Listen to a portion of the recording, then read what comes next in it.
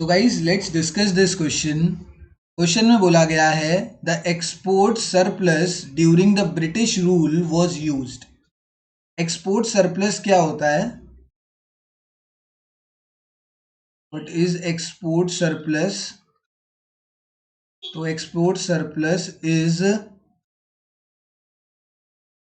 It is the value और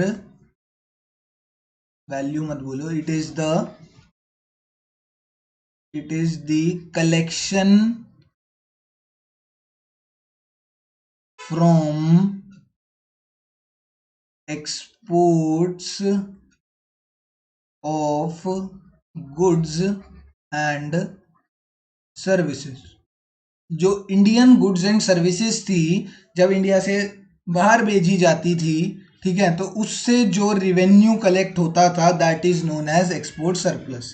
ठीक है, कि इंडियन गुड्स हैं और इंडियन सर्विसेज हैं, मतलब इंडिया का कोई सर्विसमैन अगर बाहर भेज दिया, या इंडिया से मतलब इंडिया से कोई भी गुड्स एंड सर्विसेज अगर बाहर भेजी गई तो उसे एक्सपोर्ट बोला जाता है, एंड उससे जो कलेक्शन होता है उसे एक्सपोर्ट सरप्लस बोला जाता है। तो एक्सपोर्ट सरप्लस कलेक्ट होता था इंडिया से बहुत सारी, इंडिया को क्या बोला जाता था? सोने की चिड़िया बोला जाता था, और वो सारा सोना हमारे ब्रिटिशर्स चुप के ले गए, तो ये सारी चीजें एक्सपोर्ट कर दी जाती थी, एक्सपोर्ट के नाम पे वो भेज दिया जाता था।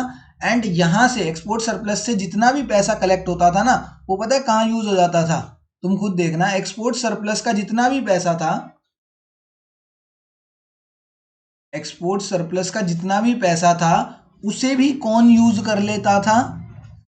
उसे भी ब्रिटिशर्स खुद ही यूज कर लेते थे। और बहुत सारी चीजों में वो बात करेंगे किस चीजों में करते थे, बट मेन चीज समझने वाली ये है कि ये समझना, एक तो एक्सपोर्ट सरप्लस एक्सपोर्ट करा रहे हैं, वो कहते हैं कि ना, ब्रिटिशर्स कह रहे हैं देखो एक्सपोर्ट हम करवा रहे हैं, तो एक्सपोर्ट से ना आपकी ना जीडीपी ग्रो करेगी, एक्सपोर्ट से आपकी जीडीपी इकोनॉमी ग्रो करेगी। जीडीपी तो चलो छोड़ो उस टाइम पे, बट उन्होंने कहा कि आपकी इकोनॉमी ग्रो करेगी। बट जितना भी यहाँ से रिवेन्यू कलेक्ट हुआ, जितना भी सरप्लस कलेक्ट हुआ, वो तो ब्रिटिशर्स खुद अपने कामों में लगा लिया उन्होंने। तो क्या जीडीपी ग्रो करती? उन्होंने खुद ही सारे अपने कामों में पैसा लगा लिया। ठीक है, खुद खुद में बहुत सारी चीजें उन्होंने इंपोर्ट कर ली है, बहुत अभी देखेंगे क्या क्या करा, बट ये जितना भी पैसा यहाँ से कलेक्ट हुआ था सब ब्रिटिशर्स ने अपने काम में लगा लिया। तो क्या क्या काम करे उन्होंने, तो वो यहाँ पे देखो, to make payments for expenses incurred by an office setup by the colonial government. सबसे पहला काम उन्होंने क्या करा? सबसे पहला काम यहाँ पे देखते हैं, जितने भी ब्रिटिश ऑफिसेस थे, जितने भी ब्रिटिश ऑफिसेस थे उनकी मेंटेनेंस। अब भैया ऑफिस बना रखे हैं, वहां पे बड़े बड़े ऑफिसर्स बैठे हैं, तो वहां की मेंटेनेंस भी होगी। ठीक है, तो यही जो एक्सपोर्ट सरप्लस से पैसा आता था वो मेंटेनेंस पे लग जाता था, ब्रिटिश ऑफिस की मेंटेनेंस पे। दूसरा, ये एक्सपोर्ट से जो पैसा आया उससे ये इंपोर्ट कर लेते थे, import services, import services from foreign countries और स्पेशली ब्रिटेन। फॉरेन कंट्रीज से ना बहुत सारी सर्विसेज ले लेते थे। जैसे अब इंपोर्ट इन्होंने एक टाइम पर जो अपनी रेलवेज है, रेलवेज जब इंडिया में इंट्रोड्यूस हुई तो बहुत सारा रॉ मटेरियल और बहुत सारी सर्विसेज ब्रिटेन से इंपोर्ट करी गई। वो कहाँ से, वो पैसा कहाँ से आया? तो वो पैसा इसी एक्सपोर्ट सरप्लस से आया। और तीसरा, जो वर्ल्ड वॉर्स थी, वर्ल्ड वॉर्स, दोनों वर्ल्ड वॉर में Britain was a part of the world war. ठीक है, ब्रिटेन उसका पार्ट था, तो जितने भी वॉर एक्सपेंसेस थे,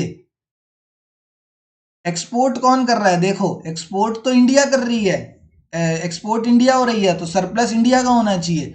बट वो सरप्लस कौन यूज कर रहा है? इंडिया का एक भी काम नहीं हुआ उससे, सारा काम ब्रिटिशर्स का हो रहा है। ब्रिटिशर्स के ऑफिसेज मेंटेन हो रहे हैं, इंपोर्ट सर्विसेज इंपोर्ट हो रही हैं, किस काम के लिए? कि उनकी लाइफ लग्जूरियस हो पाए, जो ब्रिटिशर्स हैं, ऑफिसर्स हैं, उनकी लाइफ लग्जूरियस हो पाए, तो इसलिए सर्विसेज इंपोर्ट हो रही हैं। एंड जो ब्रिटिश वॉर लड़ रही है, जो ब्रिटिशर्स ने वर्ल्ड वॉर 1 और 2 लड़ी, उसमें सारा पैसा यूटिलाइज कर दिया गया वॉर एक्सपेंसेस में। तो ये तीनों ही चीजें, ये तीनों ही चीजों में इंडिया का एक्सपोर्ट सरप्लस लगा दिया गया। तो all of these is the correct answer. तीनों ही चीजों में पैसा लगाया गया इंडिया का। ठीक है।